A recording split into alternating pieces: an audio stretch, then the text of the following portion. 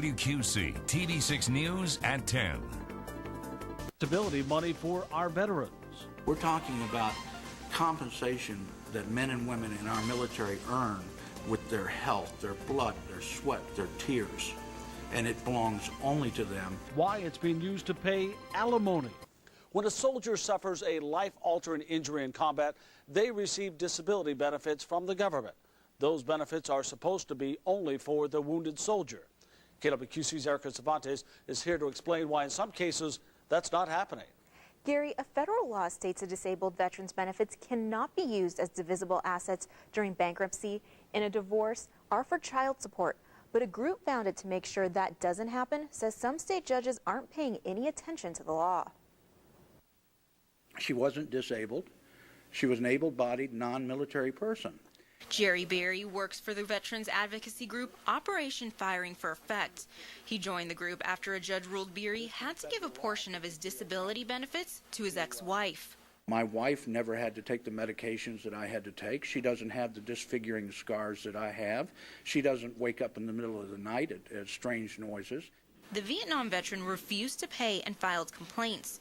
Eventually, his wife said she didn't want the benefits anymore, but it got Berry involved in helping others fight the same battle he did. Bear in mind, we're talking about the most severely disabled veterans from combat situations. We're talking about wounds, an IED, brain trauma, amputees, bedridden veterans. And it's not just men, it's also disabled female veterans experiencing these problems when they get divorced or declare bankruptcy. Gene Symes, national chairman of Operation Firing for Effect, says he's worked with veterans all over the country, and it boils down to judges aren't educated about disabled veterans' rights. When a judge tells you you have no rights, you have no constitutional rights, well, that judge is violating the rules of this nation and what he was set to be. He is just as guilty if he was a crook himself.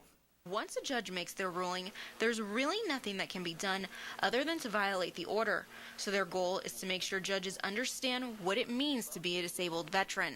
They've gotten by with it for so many years and used so many bad rulings as reference cases that it's now impaled into the judicial system as a way of life. The group is monitoring 40 cases all over the country of judges mishandling disability benefits.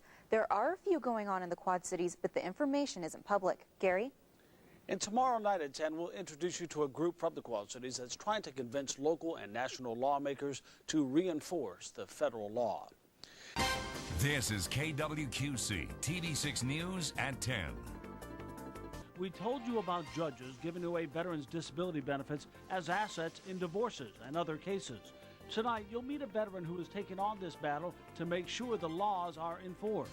We fought for it. That's all we're asking as veterans. Last night at 10, we told you about some state judges all over the country, including here in the Quad Cities, that are using disabled veterans' benefits as divisible assets in divorces and bankruptcy. That apparently is against the federal law, which states the benefits can only be used by the disabled veteran. Members of Operation Fire in Effect, a group helping veterans in this situation, say a big part of the problem is state judges aren't familiar with veterans' rights. And they've gotten by with it for so many years and used so many bad rulings as reference cases that it's now impaled into the judicial system as a way of life. Members of the Veterans Advocacy Group say the solution is reinforcing the federal law. KWQC's Erica Cervantes shows us how one Iowa veteran is working to help veterans keep their benefits. And then now, Jerry Bor's service has taken him all over the world. He fought in the first Gulf War, and now he's engaged in a new battle at home, making sure every disabled veteran never has to share their disability benefits in a divorce or bankruptcy. under that law, we fought for it. That's all we're asking as veterans, nothing more than everything to be followed accordingly. To make sure the law is followed, Bor and others recently traveled to Washington, D.C., where they met with members of President Obama's staff about the problem. I brought to his attention that what we need here is enforcement of the laws. And I think that a lot of not only all Americans would probably agree that some of the laws that are being followed and some of the laws are not. The Decorah man isn't only talking to national leaders, he's also speaking to local lawmakers. Bohr had a bill introduced in the Iowa House that would have stopped state judges ruling against veterans, but the bill died in committee. We're not trying to override the federal law. What we're trying to do is bring the state up to standard with the federal law. And the protection of veterans' benefits is what it's all about. But he's not giving up. Bohr is still meeting with local legislators to find a way to resurrect the bill in this session or try again next year.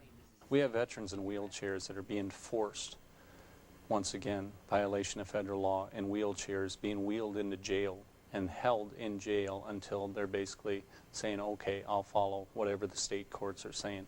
To prevent that from happening to more of the nation's veterans, Bohr and others say they'll keep lobbying and offering help to their comrades who need them.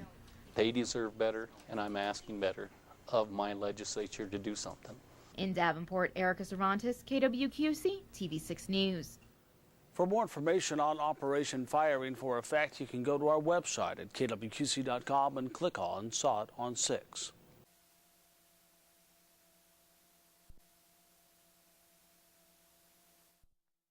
The day after Memorial Day, a disabled Clarks Grove veteran is thrown into jail. Joseph Dziubak was ordered to spend 30 days in Freeborn County Jail for not paying money he owes to his ex-wife. He refuses to pay because he claims the judge wants him to use his VA disability compensation, something he says violates a federal law. Members of a veterans advocacy group from New York called Operation Fire for Effect were in court today. They say Dziubak shouldn't be in jail and that it's against the law for veterans to use VA payments in divorce settlements.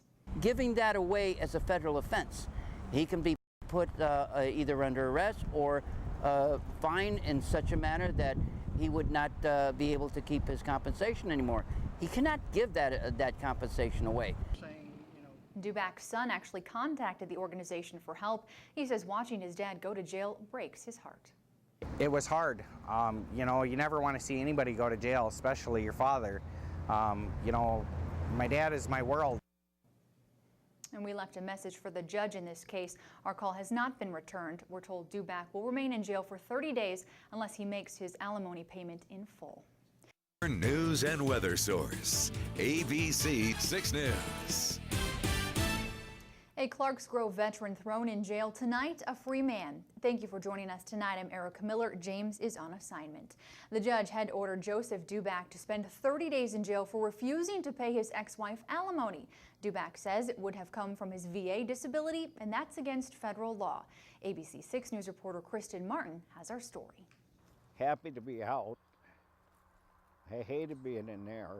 Joseph Dziubak is out of jail, but will have to wear this electronic monitoring device for the remainder of his 30-day sentence for refusing to pay alimony to his ex-wife. The court made the determination that Mr. Dziubak had ample ability to pay, and he just simply refused to do so. But Joseph says the money would be taken from his VA disability benefits. It made it kind of feel rotten. They're, you know, saying that they can take your veterans' money and give it to your wife. We haven't withheld anything from his VA benefits. He's simply been ordered to pay out of the cash that he is accumulating. According to a veterans advocacy group called Operation Fire for Effect, it's against the law for veterans to use VA payments in divorce settlements. They didn't serve for that money. They never went to Vietnam. They never went to any war. The case brings up the question of whether or not VA benefits should be used to support former spouses.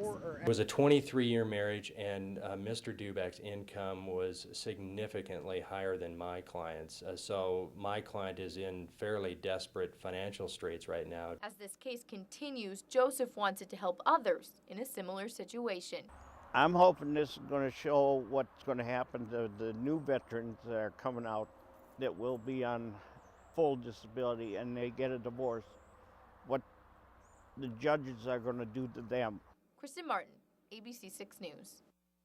Dziubak can be taken off house arrest if he pays that full alimony. A hearing is set for sometime in August. Joseph's son has contacted several local lawmakers looking for their support.